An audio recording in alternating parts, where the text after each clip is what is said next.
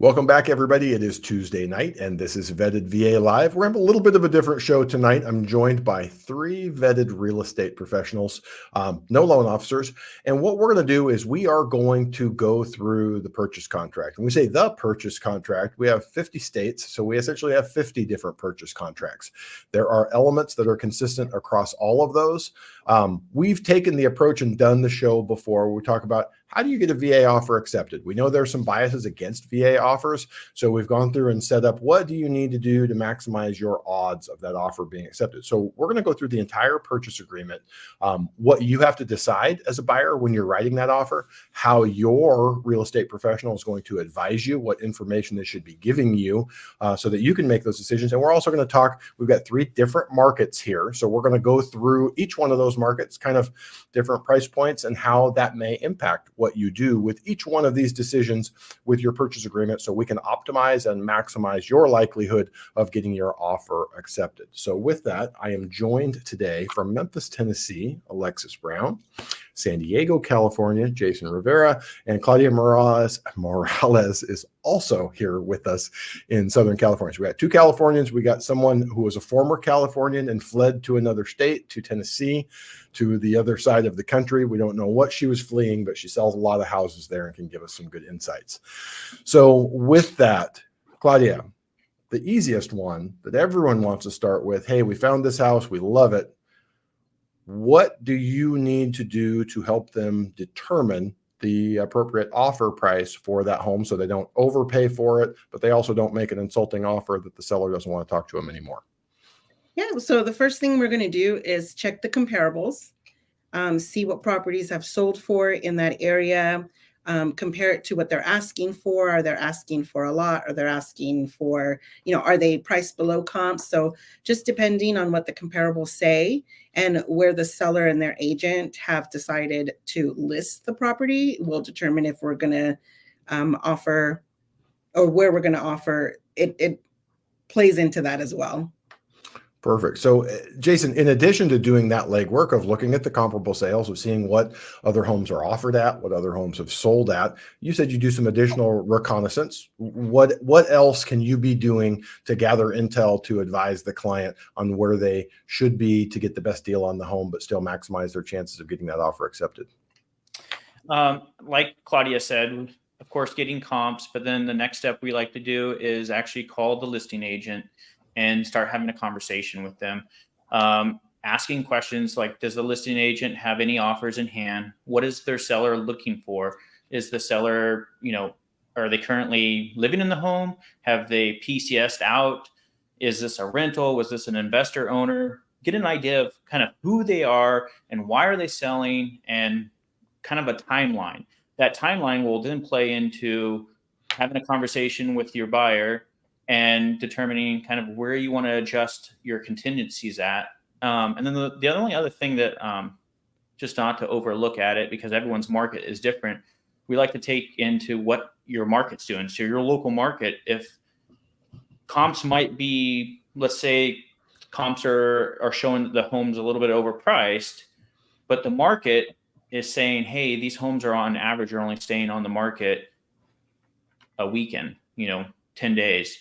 That's going to play in to the fact that they can list a little bit higher because there's such a high demand for that area, versus another market that might be the average list or average day on market might be 50 days on market. You're not going to be wanting to shoot very high. So that home would probably say that it's sitting a little on the overpriced end. So what you said there seems so obvious, that you would start with the person representing the sellers and have a conversation and find out as much as you possibly can. Now, all three of you, in addition to representing buyers, represent sellers at times. What would you say, and I'll ask all three of you, what percentage of the time do you get that call ahead of time from the buyer's agent having that conversation, or at least trying to build a relationship and get some information to tailor that offer to what your sellers like, what they want to see? How often does that actually happen? Is it 90% of the time? Is it 50% of the time? It's all the time for me. All the time for you, but I'm saying when you're representing the seller, does it happen? Does every buyer's agent have that conversation with you? Pretty much it's very frequent. It depends on where the house is located too. Kind of going back to what Claudia, your original question with Claudia and Jason, something else too, buyers need to take in consideration are disclosures. That will help base off terms that you're wanting to present as well, right? Or price of the property. So did the house have a foundation issue? Was there a house fire? In California, I know there's extra disclosures, maybe surrounding deaths, things like that. Those are important if it's in a flood zone. All buyers should always make sure prior to putting in offers that they've evaluated and looked over disclosures. And often I think it's also valuable even before going to look at the house. So if there is no disclosure, make sure that your agent, most of the time it's listed on the MLS, but if it's not, make sure your agent reaches out to the list agent to inquire. But back to your original question, yes, people do ask, they kind of want to know what's going on. How soon do the buyers want to do the sellers want to close? If they see things in pictures, sometimes they're even asking about that, like, hey, is the fridge going to be able to stay? Things like that. They're asking if there's a survey most recently done. I sell on some properties with septic, so I get asked about septic, how old the roof is, ages of the systems, things like that. Well, let's talk a little bit about the disclosures that you just brought up, because it sounds like in Tennessee that it is common that when an agent takes the listing, they're getting the disclosures together and those are available ahead of time. How does that measure up to California, Claudia? Is that how it works? You get those seller disclosures up front before you're writing an offer? Ideally, you would want to when you're going out there as part of your listing appointment, or at least when it's part of the pre-marketing. So, for me, I come out with my disclosures. Some of them are comprehensive, so I leave those with the seller for them to have some time to really think about what they're, if they've done anything to the property or if they lived in it a really long time and they want to remember everything that they've done to it. I'll leave it there with them for a few days.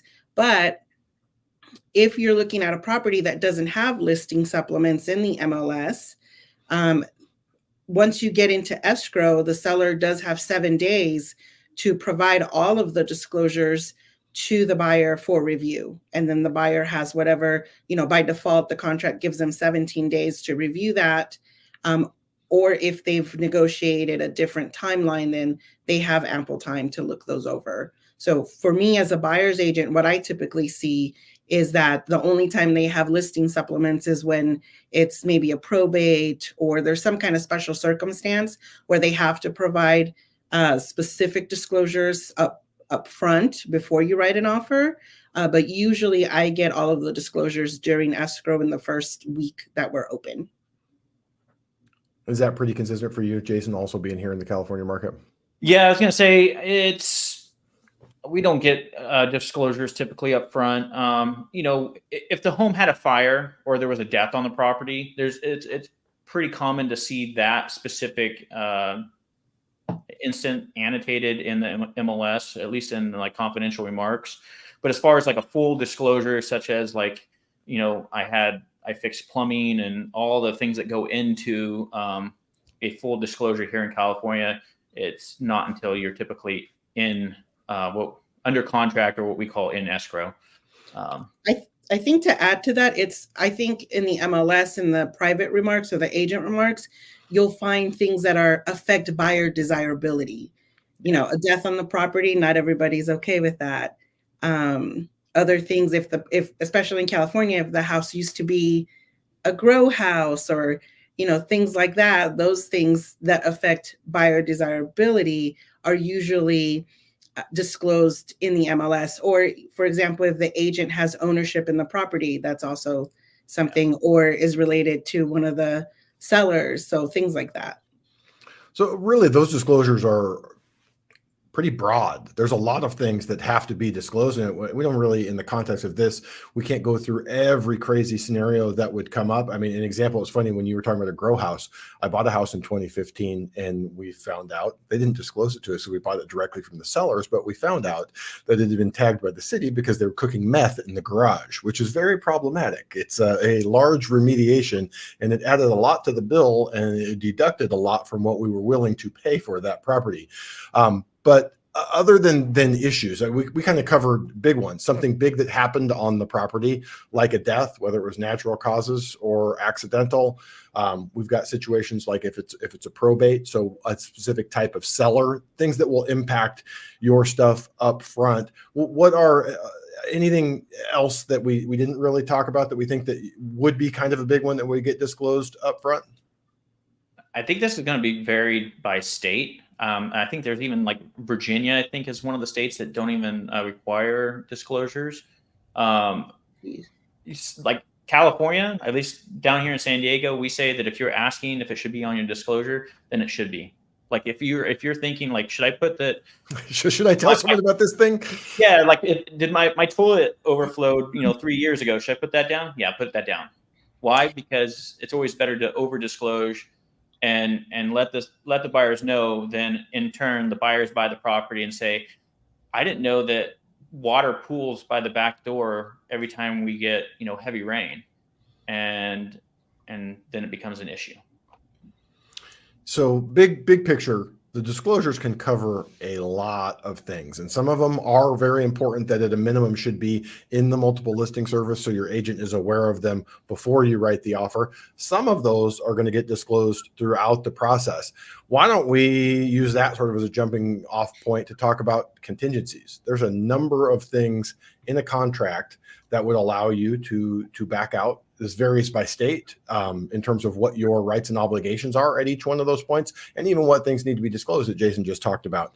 But starting with your contingency for being able to review those seller disclosures, what does that look like for you in Tennessee, Alexis? I'm most familiar with California. These guys are most familiar with California. But what are all of the things that the seller is going to be disclosing, and how far into that transaction do you have a contingency, if you have a contingency in Tennessee for that disclosure review?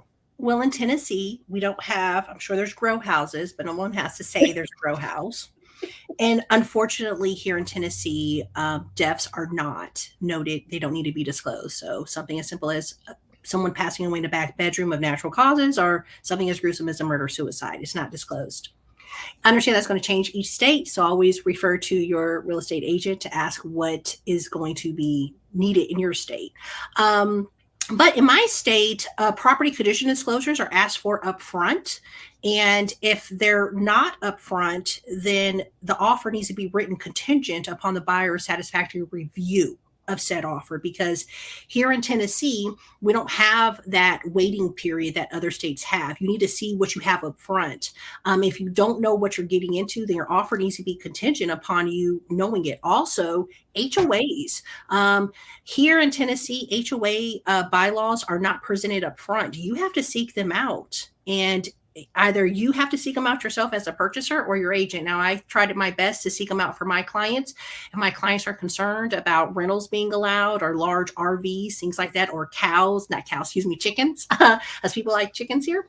And then I asked for the bylaws up front, and the offer is going to be written contingent upon the buyer's satisfactory review of the HOA CCRs. So just like that sort of stuff as an example, but making sure that anything that's being disclosed, or you're concerned about being disclosed, that you're asked, you obtain it up front from the sellers. And if they don't have it right away, and you want to get your offer in, then your offer needs to be written contingent. That HOA piece is interesting to me. So not only are you responsible for tracking it down, I'm assuming then that you or your clients are responsible for paying for it, because most HOAs don't just offer that stuff up for free. If there's a charge for it, is the buyer also responsible for paying for it? No, here it's free. We're just going to, there's about 6 agencies in my area. There's about 6 major property management companies. You call and get them. Sometimes they're online. It's free. Here in Tennessee. Okay, now the transfer, who's paying what for the transfer fees, that's a little bit different. That's going to be dependent on how the contract's written, but also it's kind of standard now in my area, the Memphis metro area, that the seller is paying the HOA transfer fee. And I want to say it varies like $150 to $300, depends on the HOA.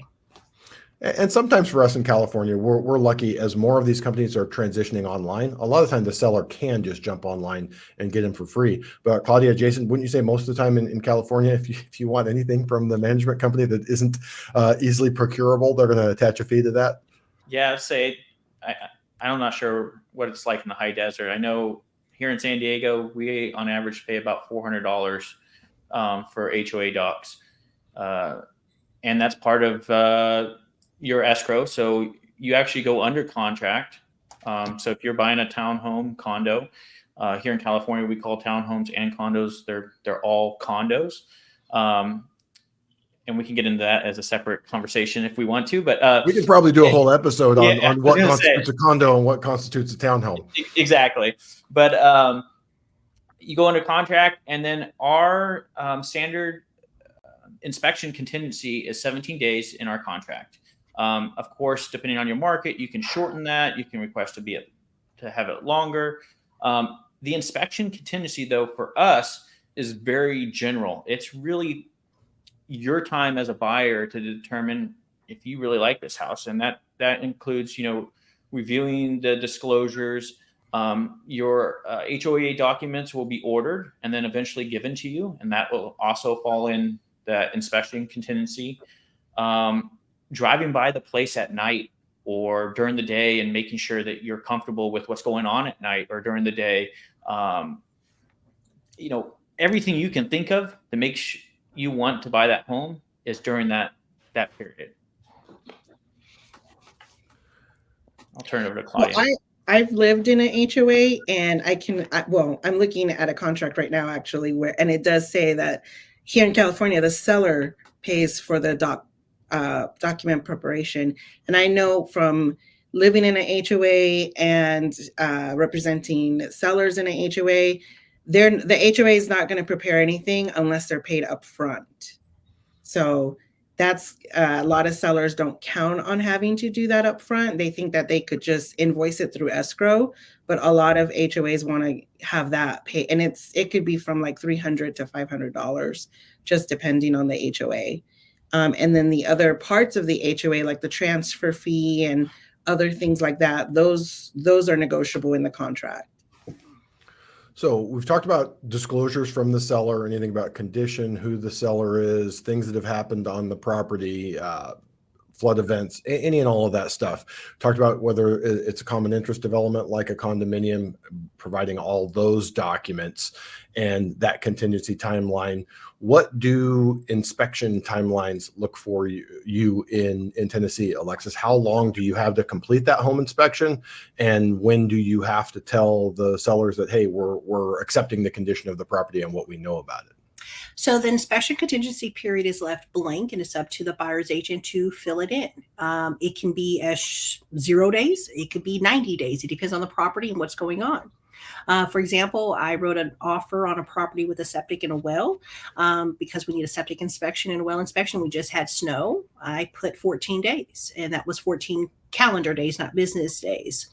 The seller can counter that or accept it. But we also have something called a resolution period here in Tennessee, and that immediately follows inspection contingency period if it's requested. And typically I write 3 to 5 days. That is where the seller and the buyer can go back and forth and negotiate the repairs that were asked for, that the buyer were brought for items that were brought to the buyer's attention during the inspection contingency period. Now, just because you're allowed the inspection contingency period doesn't mean that you have to take it here. It's up to you if you want it. Nobody says you have to have an inspection. Here in Tennessee, for the VA loan, in West Tennessee, the only inspection that's required for VA financing is a clear termite letter. So you had mentioned a couple of important things there, that your contract does not specifically state a timeline for some of these things. Is that for all of the contingencies that you are putting in the time frame that you want, or are some of those hard-coded? Jason had mentioned that several of ours in California are 17 days unless you check a box and write something else in there. So you can obviously change and modify that by the agreement of all parties. But almost everything, Claudia, do we have anything that's not hard-coded into the contract here in California by default? No, because everything falls in your due diligence period, which is the 17 days. That sounds nice. We And don't they have- the good news is, Alexis, they change it every couple of years. They go, well, maybe we need more, maybe well, we need it's less. left. So it's left on agents to educate their buyers on like bringing up the HOA. Right? It's not hard written or a contract. So your agent needs to be savvy enough here, and this might apply in other states. They need to be savvy enough to know that if it's not required to be produced up front, you don't have this due diligence period. You need a right to offer contingent. So if you want to make sure that you aren't removing it to an HOA that's going to allow you to like hang a certain football flag or something like that, or even fly the American flag, right? Or an Army or Navy flag. You want to make sure that you're reading all the HOA information up front. Your offer needs to be contingent. Now, also in my contract here in Tennessee, not only do the agents have to hard write in inspections and resolution period when it comes to negotiating repairs, we also have to hard write in if they're wanting to like lead paint, for example. That's another one. We have to attach any addendums. We have to hard write that in. It's not like a box to check. Your agent has to make sure it's written in. Earnest money, if it's to be returned or refundable, things like that. You do have hard written into the contract here in Tennessee, when the appraisal comes in, once all parties have been notified, that's listing in buyer agent, there's 3 days for the parties to decide on a sales price. And if they can't, this is like in an event of a low appraisal, if no decision can be made, then within 3 days, the earnest money is returned to the buyer. So let's talk a little bit about the part that does impact the loan officer. You have a loan contingency in there most times, yes. And we have an appraisal contingency. With the VA is unique in that they post, hey, here is the turn time. Almost any other type of appraisal, if we need an appraisal in 3 days, we can call the appraisal management company and find out what the charge is to get one in 3 days.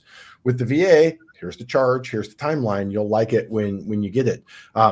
Claudia, how does that line up in California? Most times we just sticking with the 17 days. Part of what we're talking about today is not just what are the decisions that you need to make or what is hard coded into that contract, but if you're in a market where someone has a desirable property, how do we maximize our odds of getting that accepted? So when you're going through and completing that contract with a buyer, how does that conversation look in terms of loan and appraisal contingency timelines?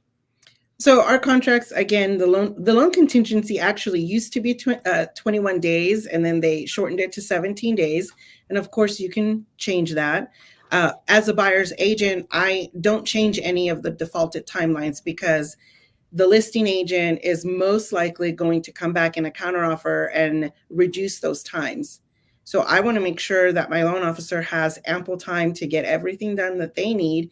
And if there's issues that come up or anything like that, I want to make sure that they have time to address those things.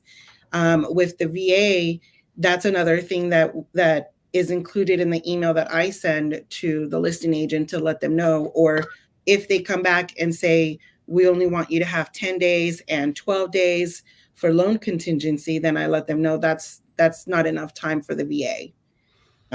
So it's also part of, it's educating the buyer to not just accept whatever the seller throws back. It's also educating the listing agent of why we can't do that. Most recently, and it also depends on the property too. I have a property in escrow right now that did exactly that. They wanted to cut all of our timelines, and the house has been sitting on the market for quite some time. So I felt like we had a little bit of leverage to come back and say, no, we want the default times, which in the situation that we're in now, it works out because the seller actually needed more time to provide some of the disclosures that they needed to provide. So I would say if you're a buyer's agent, send it out by default the 17 days. If they want less, they will let you know. Is that your approach with it, Jason? Or is that something that sometimes you guys are modifying down in a hot market like San Diego? So I go back to before we even write an offer, we've already spoke to the listing agent, and we've already had a conversation with the listing agent and kind of filled out what they were looking for as far as timelines go. And then kind of bounce that with whoever the lender is or the loan officer. So we also like to have a conversation with the loan officer, right? Because I'm not going to say, all right, let's do 10 days on the loan. And then the loan you have 3 days. Give me my loan approval. Yeah, exactly. And the loan officer's like, wait, what? So normally we're going to talk to the loan officer and they're going to be like, all right, right now I can do 14 days and I appraisal for 10. All right, awesome. We'll give you an extra day. So we'll say 15 and 11, give you a little bit of grace. And then go talk to the listing agent. They're like, yeah, we're looking for shortest possible timelines. We're like, all right. So when we write that contract, we'll put in, 15 loan, 11 appraisal or something like that. And then if the seller wants to counter that, that's fine with us, as long as it matches, as long as the loan officer says that, hey, yeah, I can do that. And if they say that's way too short, we'll have a conversation with the listing agent and see if we can come to terms as far as, will that work or is this a no-go? In most cases, though, that's not normally a hard, like, that's not going to work for us type of deal. I mean, if you're shortening it for them and trying your best, that's normally tends to work. And just to confirm exactly what you guys are saying, I went through this just today where we had a multiple counter situation, multiple offers came in and they said, hey, as part of this, we want your highest and best. We want to know how quickly you can perform on all of this. So on the front end, we didn't know that, and the sellers probably didn't know they had enough interest that since timing is important to them, they could push the issue on that. So we went back and forth and we said, we could easily do 10 days on both of those for you. Well, just kind of like you guys said, they went back to the selling side and said, we don't need it 10, and we would feel more comfortable giving you 14. Are you confident you could hit 14? So it really was collaborative. Everyone talked, what is the time frame that you want? And we gave them what they felt was reasonable and what would make them feel more comfortable in that process. Still haven't found out whether we got the offer accepted yet, but that was what that process looked like. Is there anything that any of you three feel like we haven't covered in terms of the contingencies or inspections, disclosures? Well, I just want to add on to what Jason said about, having these conversations. Like, yes, ideally you want to have conversations with the listing agent, but at the same time, a lot of listing agents use software like Showing Time, for example, where you just go online and request a showing. You never actually talk to the listing agent. You're only talking to the transaction coordinator, things like that. Sometimes it's a matter of, I'm sorry, I lost my train of thought. No, it's just on that subject. It's a funny market. It's a very interesting market really where we came through 2020 and 2021, where it was put a sign in the yard and say, hey, we know we're going to have 70 people that want to come through here. So Showing Time facilitates getting 70 people through a house. Now we have a market where you probably don't have 70 through there, but there are a lot of agents that still, hey, that was nice, not having to field all these phone calls and coordinate and go back and forth. And on the one hand, you can say, well, that's not very personable. They should be going above and beyond and doing that. But also on the flip side, we talked about before the show started, both loans and real estate are pretty low barrier to entry industries. So we have way more realtors in the United States than we need. So in you guys' defense, when you're listing a home, I know some of the questions that you get or the calls are the craziness. So it is tempting to use sort of that technological barrier to make it as efficient as possible for people to get in. But it's an interesting industry, especially as we transition to, who knows what a normal market is, but a less crazy market than what it was a couple of years ago. Alexis, you're smiling. I think you have something to share with us. Well, before we wrap up the contracts, personal property. Here this week in Vetted VA, we had an interesting post about a deep freezer. And should that deep freezer in the garage stay with the property or not? Every state will be different when it comes to appliances and what appliances stay and what is personal property, what's not. Now, typically, if it's mounted or fixed, it's to stay, okay? But when it comes to things like refrigerators, for example, here in Tennessee, refrigerators are to be asked for unless it's a sub-zero built-in fridge. So always before signing your offer, make sure you go over with your real estate agent asking what is to be left with the house, what appliances, okay? So that's washer and dryer, refrigerator, pool equipment, jacuzzi stuff, all that sort of stuff. Make sure if it's not to be left with the property that it's stated. Now, with that being said, It's also important to know if there's like a play set in the backyard or there's a jacuzzi and you don't want it. Like, who wouldn't want a jacuzzi though, right? But if there is and you don't want It just depends on the condition it's in, Yeah, Alexis. Some of them that's I would true. be happy to not have. True. Okay, well, I got a nice jacuzzi. Okay, but Okay. anyway, so you could put in the offer for the seller to remove the play set or to remove the jacuzzi or to remove the unworking freezer in the garage, things like that, you know, or if they have some a painting, you know, or they've painted the walls, you know, people got creative during lockdown, right? People start doing DIYs, you know, so things like that. Make sure that you write them in the offer, so that way it's always in your best interest. And even if the property needs to be cleaned, if the seller's a little bit of a hoarder in the attics, you know, got a lot of junk in it, just make sure that that stuff is covered and highlighted and addressed to work in your favor prior to agreeing to terms in the offer. Well, what happens, Alexis, if my 98-inch TV is mounted to the wall? Do we have to negotiate that? Or should No, I in just tell them Tennessee- in the counter back to them, you do not get my bitchin' TV? Now, in Tennessee, the wall mounts to stay, Okay. but not the TV. That's Okay. how that works in Tennessee. Again, in another state, it might be different. Okay. But that's why it's going to be important for consumers to make sure they talk to their agents to understand what's allowed and what's not. Now, in my state, some of that is hard written into the offer, what's to stay, like curtains are to stay. Curtains and blinds and things like that. If you have hanging plants, sometimes they're to stay, flagpoles. Well, Does that match up fairly well to what you guys are experiencing in California, Jason? We have a That's just- whole list of things that you can check that you would like to stay. And I was gonna say, kind of going off what Claudia said, there is a big list, and at the same note, like when I'm working with the buyer and they go through, I just, you know, they're like, is that going to stay? And if it doesn't show up in the MLS, we will just write that in and say, you know what, you know, the buyer would like to have this, this, and this. Mhm. For instance, we sold a home that had a kind of wasn't that big of a TV, but it was a large size TV that was kind of like framed in, built in with drywall around it, and it fit like perfectly.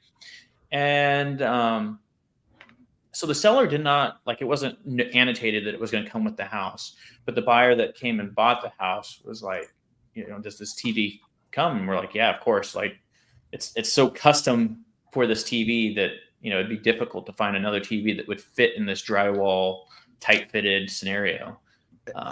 That piece is kind of an important part of that discussion, in that there's things that typically go this way or typically go that way, but everything, this is a negotiation. Everything is a negotiation. You can ask for anything in the house. It could be their price, their grandmother's ashes could be there. You can ask for it. They don't have to agree to give it to you. And those are things that you want. What I can say is, having bought a number of houses as investments, many times we've picked up from the sellers that, hey, the Fred Sanford junkyard you have in your backyard, that they have stress and worry that I got to clear all this crap out. A buyer doesn't want that stuff back there. And we go, hey, I'm going to pretty much demolish your house as soon as you're out of here. We will haul that off with everything else. And they go, really? You'll take all my crap out of the backyard? Yep, I will happily do that. So all of it's negotiable, and it's part of this process, kind of in the context of saying, these are the things we have to decide, and the things that you want written into the contract to make sure that your butt is covered, the seller's butt is covered, but also it's a negotiation. Whatever you want or don't want, whatever you want to concede to the other side to maximize your options. So on that topic, one of the things we haven't gone through yet is concessions. And I'm going to start with sort of the flip side of it. Alexis, you're going to go and tell us how you're getting concessions on almost everything in your market, because you're the greatest buyer's agent in Tennessee. But I had a client here that recently lost out on 7 offers in like 2 weeks, and they were frustrated, and they called and said, hey, we've got about $12,000 extra that we're willing. Should we go through and tell the seller that we will pay all of escrow, owner's title policy? We're not asking them for a warranty. We're not doing anything.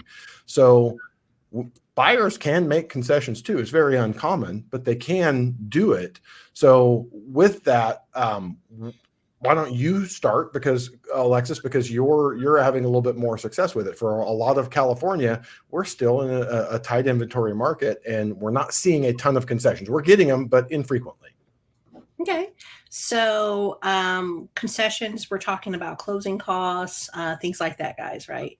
So in my market, yes, in certain areas of my market and at certain price points, sellers are paying buyers closing costs.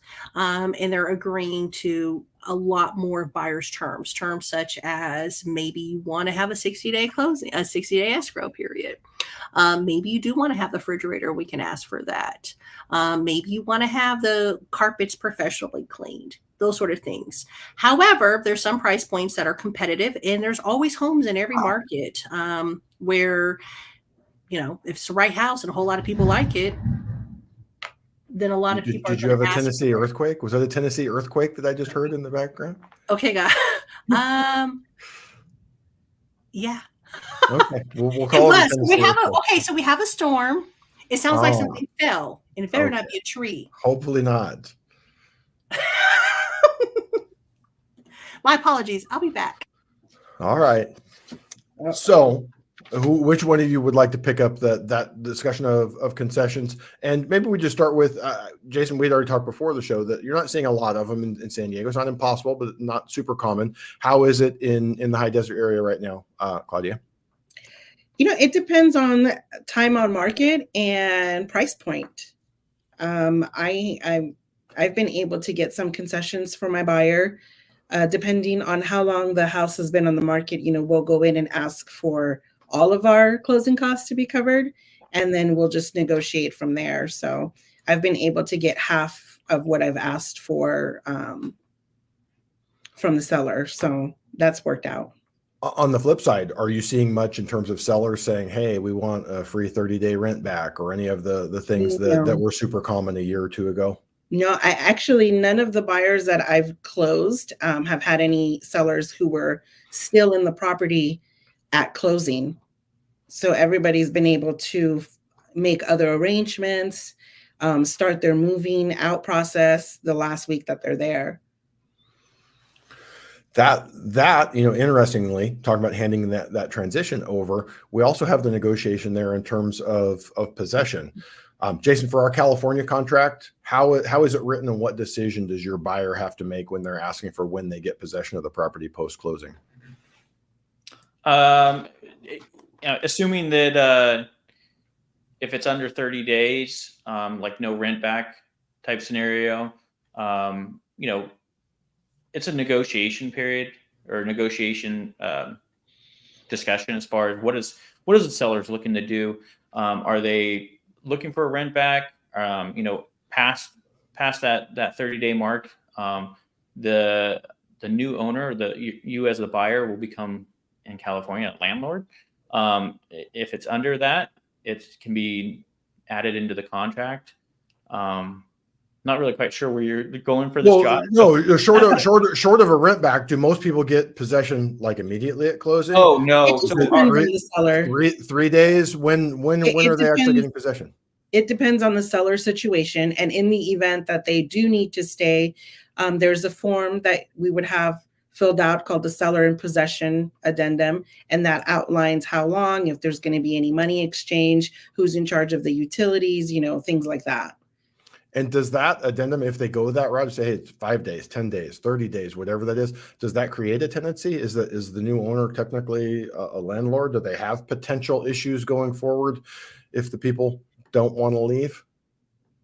Oh, if they don't want to leave, well, then you would have to evict them because they're still in the property. As I say, in California, it becomes an issue. If the sellers don't want to leave, I'm sure there's plenty of horror stories out there. It's going to be finding out why they don't want to leave and motivating them to get out of your house. Luckily enough, knock on some wood, it's not super common, even though the news definitely had some. The news picks it up every time it happens. I was going to say, the news definitely picked up like the 2 or 3 instances that have happened, and it definitely is a scary. I'm sure Claudia, just like myself, in any instances when you're doing a rent back, it's like, okay, let's make sure that the sellers are motivated to move out of their house. I actually had an instance where it was a little scary. It was a lady who her husband had passed away, and I think there might have been some drugs involved and whatnot, and she was supposed to move out, and she requested an extension. And luckily enough, our buyers were very accommodating and allowed that extension for an extra like 2 or 3 days. And then the day they were supposed to move in, she was not packed. And so we were there with a bunch of military members helping her pack her goods into her U-Haul and helping her get off the property so that they could then move their U-Haul in.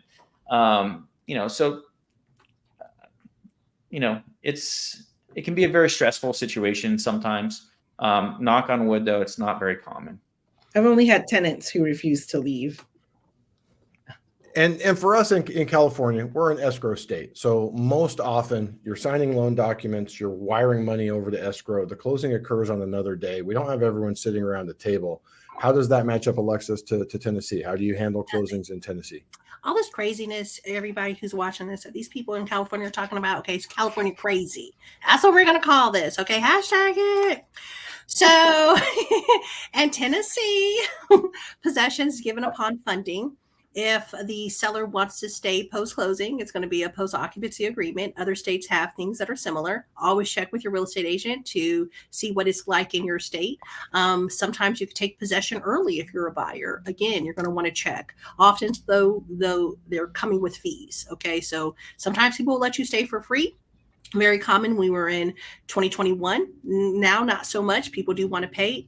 Depends on the price of the house, how much per day. So it kind of varies. People, you can't have squatters. You can't have people refusing to leave. You got people that are emotionally tied and want to go crazy. Well, that's why, they invented 911 in law enforcement. You call them and call the law. Sometimes you will have to take people to court. It's not that big of a problem here in Tennessee. We don't have as nice weather as you just heard. So, people usually are ready to move in my experience. So another piece that we have to negotiate in the contract is choice of services. So title, escrow, if you're in an escrow state, home warranty, all of that fun stuff. How is that handled? Since the good folks of Tennessee do it the right way, how about you enlighten us with how that works in your neck of the woods? It's asked. So tip, now this kind of varies market to market area. Here, sellers pay for title search, buyers pay for the mortgage policy. Buyers and sellers have their own representation. We're a title state, although most here use attorneys, real estate attorneys. Okay. Here in Tennessee, buyers have to sign day of closing. Sellers can sign early. So you're not sitting across from people at the table like you see on the, in movies. Some states it's that way. It's not that way here. You do always, with regards to home warranties, going back to like the fridge and other personal property items, it has to be highlighted in the contract. Here in Tennessee, there is a box to check, but you also have to write stuff in. So we don't have a lot of boxes to check. We have a lot of writing. Okay, so stuff has to be written in. You have to make sure that everything's checked off to the way that you'd like it. As far as fees, buyers can pay sellers' attorneys' fees. That's allowed. Of course, buyers can't pay, VA buyers can't pay any agent commissions or transaction fees. Well, that one will be a fun one, right? We have this NAR lawsuit. Depending on how that works out, I mean, that's the direction that people are wanting to push, that is that buyers will pay for their own representation. But that's a story for another day. What I will say so far from this conversation, what I have learned from your explanation, Alexis, of the Tennessee contract is that we have far more attorneys in California than you have, because every time there's a lawsuit and CAR gets involved, their attorneys go back and they go, all right, we can fix this. We can fix this. We'll have a new disclosure. We'll change this RPA. It's going to be dialed in, and no one is suing us realtors again. I think you guys need to follow suit. Hello. Tell the good people of the volunteer state that. I try to tell them as a native Californian, but listen, I don't want to be labeled as a crazy. It is. Yeah. When I hear things, I mean, why are the reasons why some of these things are hard coded in the California contract? Because an agent forgot somewhere along the line and they got sued. So they hard code it with a default value in there. So if you're the worst realtor in the world, the contract saved your rear end.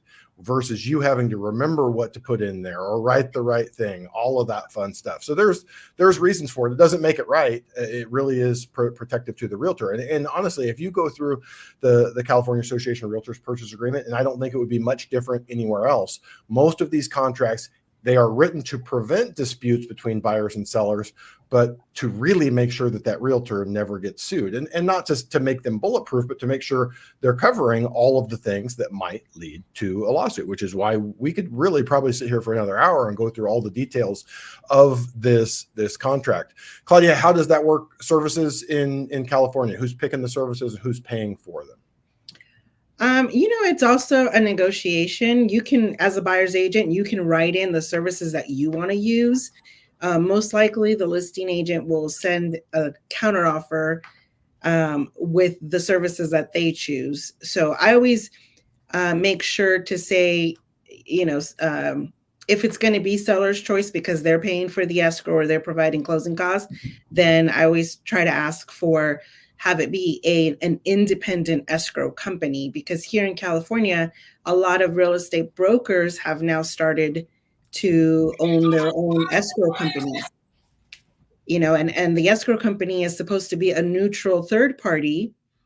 And really, how neutral can you be if the listing broker owns the escrow company? So I always try to write that in, just to have some kind of note that says I wanted an independent escrow company. It's funny. Every time we do one of these shows, we do the outline and I go, okay, I kind of know where the conversation's going. And when we start filling in the details, you go, there is an awful lot here. So that, again, is why we circle back and say, make sure you're choosing your professionals wisely. There is a lot that goes in here, and you can't fill out your first contract, whatever the state may be, and know this like the back of your hand. You got to do it 50, 100 times. And this crew here, while very young, they have filled out many a contract and know all of the details there. I will say this, though, we have not said, Josh, is that while we're talking a lot about agents and us as agents are talking about checking boxes and writing stuff in, buyers, sellers too, you still need to come back behind and make sure you are reading and understanding and asking questions of what's in these contracts, right?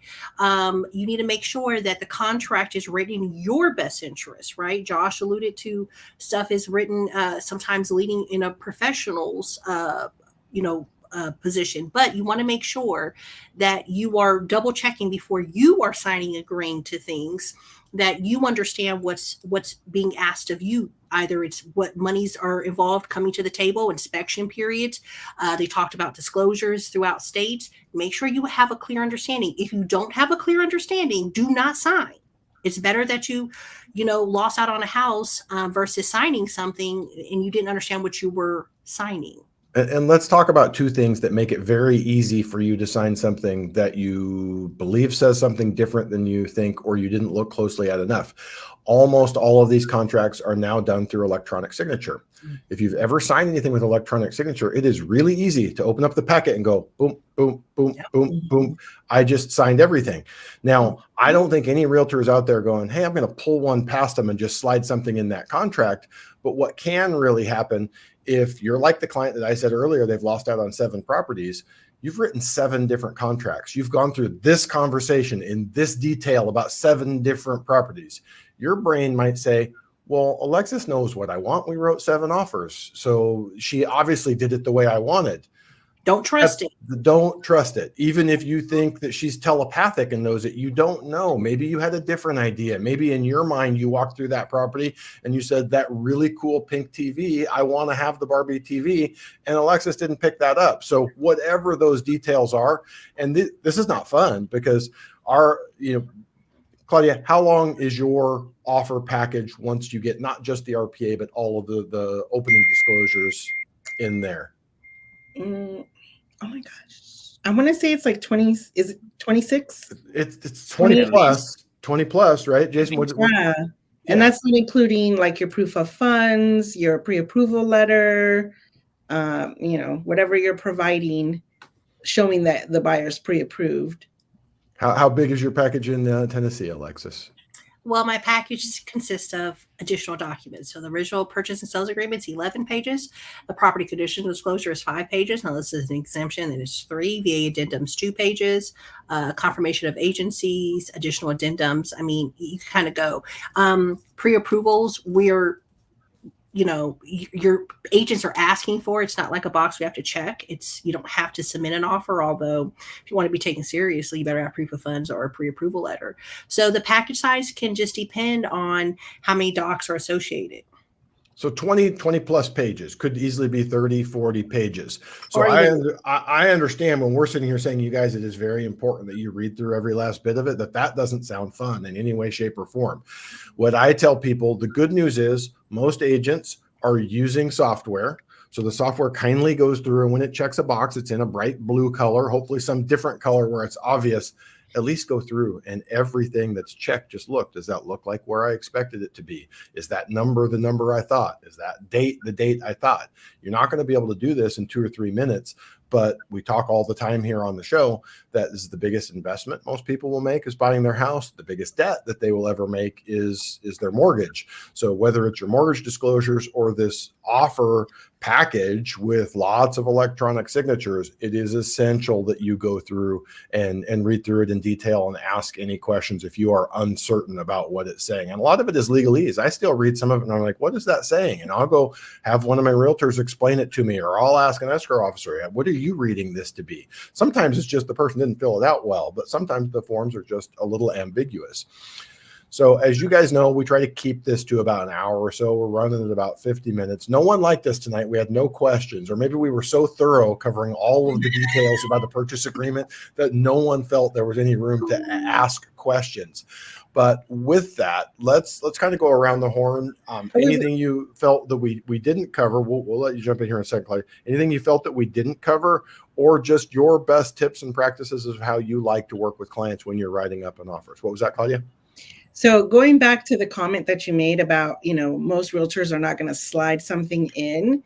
I hate to say it, but actually some will slide in a transaction fee charged to the buyer. So that it's very important to see under the allocation of costs, who's paying for the termite inspection, who's paying for the home warranty. And, that's something that they would write in, the buyer's agent would write in if there's a transaction coordinator fee. I've seen it a lot of times. So we always counter that out, or we let them know like, hey, that cannot be charged to a VA buyer. So always read that. Yeah, and it's at least in the VA transaction we can go back and say, cool, they agreed to it, but they're not allowed to do it. So there is a good out there. But if you're doing conventional financing or FHA, there isn't that prohibition. Well, actually, if you really think about it, the purchase contract is a contract between the buyer and the seller. A transaction coordinator fee is a contract usually from the buyer representation agreement or whatever, and it's between the buyer's broker and the buyer. So it really shouldn't even be on the purchase contract in the first place. But that is a tactic that some buyer's agents use to have the buyer pay for that, and they just sneak it in as a fee. A lot of agents, it's paying somebody else to do your paperwork. It's part of doing business. I pay my transaction fee or it gets deducted from my commission, but some agents put that onto the buyer. So it's always good to make sure that you're paying attention to the allocation of costs. Well, we're going to have much more detailed conversations about that. The California Association of Realtors has put out a new buyer's broker agreement and is advising everyone to use it. And it's going to spell that out in pretty good detail. But again, it's going to be something that's most likely electronically signed, and you need to go through it. So did you want to start us off, Claudia, with last pearls of wisdom, or anything you think we could go into more detail on? I just think, whoever you choose to work with, just make sure that they have your best interest and that you're comfortable with the terms that they're advising you. At the end of the day, you're the one that's going to be making the payment on this house. So if it doesn't, if you're in a multiple offer situation and you're just not comfortable going above a certain amount, then don't do it. If you're not comfortable waiving inspections, don't do that. Do the right house is going to be out there. it might just take a little bit of time, and always work with professionals. As best as you can determine. It's funny when we go through that, we talk about that a lot on the show. It is hard to determine on the way in, but ask a lot of questions and judge based off of the quality of the answers. Hopefully they can answer the majority of them pretty simply, easily, and definitively. But it is a tough one to tell. Jason, anything you felt that we can go into more detail on, or any last thoughts? No, I think Claudia actually did a great job of kind of going over summing it up. The only thing I would like to add was with the contracts and like DocuSign or the digital signatures, one of the things we tell all of our buyers and sellers for that matter, we will provide them, ask for a PDF of the contract up front before it even gets sent to you digitally. And that's because with the PDF, you can slowly go through it and read from left to right, top to bottom, where a lot of times, at least we use DocuSign, and DocuSign kind of zooms in right to, only showing you kind of a portion of what you're signing. So you get to read a little bit above, a little bit below, but you don't really get to see the entire document, if you will. And because it's jumping signature to signature, you might skip a whole page or two just because that page doesn't have a signature in it. You're just, it skips over. So we like to provide the entire, contract in a PDF version, and then, say, hey, we're available. And this should probably be for anyone, is that, if you have questions on this contract while you're reading through it, one, ask your agent for the contract in a PDF form or a Word form or some sort of form that you can print out. And then two, if you have questions, ask your agent. Your agent should be able to sit there, and it will be time consuming, but go line by line and explain what's going on here. I know our contracts here in California are very, written by a lawyer. So there's a lot of terms and words in there that don't always make sense.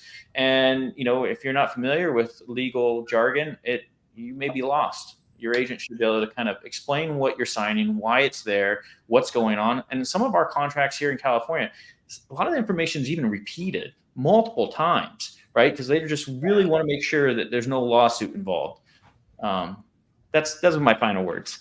Yeah, the contract is the giant form of lawsuit prevention, lawsuit generally against your representation. But everyone involved, it really is there for your benefit. So Alexis, the perspective from Memphis, what pearls of Memphis wisdom do you have on the way out tonight? Okay, well, Memphis, but by way of Vetted VA. Something that I've noticed a trend up in the group, a lot of questions that's coming from sellers. So while a lot of times these lives are geared towards buyers because this is a VA home loan group, right? It's also important for sellers. Everything we talked about in here regarding personal property disclosures, numbers like Jason just talked about, PDF, you guys need to see that stuff, okay? Ask questions, sellers, right? If you don't want your fridge staying, if you don't want those ashes, like Josh said, right? If you don't want things like that staying, you need to have that conversation with your seller and make sure the offer that you're accepting from that buyer, preferably a VA buyer, right? Okay, make sure that offer is in your best interest as well, seller. So make sure you read, you ask questions, and you also go over the numbers, right? Making sure who's paying what. What we're starting to see in some markets, not necessarily mine or in lovely SoCal, but sometimes we see that at VA, depending on when the sellers purchase their house, they're kind of coming right down where they're barely breaking even, okay? So really understanding numbers is going to be critical. So that's what I got. I like it. And I like the idea. We probably should do a show in the future, what sellers need to know, because 90% of what we do here is geared towards buyers. The selling side is equally important, especially if you bought a while ago and it's highly appreciated. We talk about it being your greatest asset. It's probably the biggest transaction in terms of transaction fees that you're going. I mean, you sell a $700,000 or $800,000 house, it's an automobile's worth of fees you're paying on the way out. So knowing what it is, why you're paying it, who's getting it would be valuable. So appreciate the three of you being here and sharing your expertise from the real estate side of the equation tonight. I believe we are back next week with another group of experts. Yes, we're going to talk about divorce and your VA mortgage and real estate. So if you're not getting along with your spouse, house, make sure you're back here Tuesday. We're going to go through everything you need to know about splitting the sheets. So, Alexis, I'm worried. I'm worried about the look on your face there. I am hoping that you don't have to come back and join us next week. You already know everything. All right. Thanks for joining us, everyone. Thanks for being here tonight, guys. And we'll be back next week.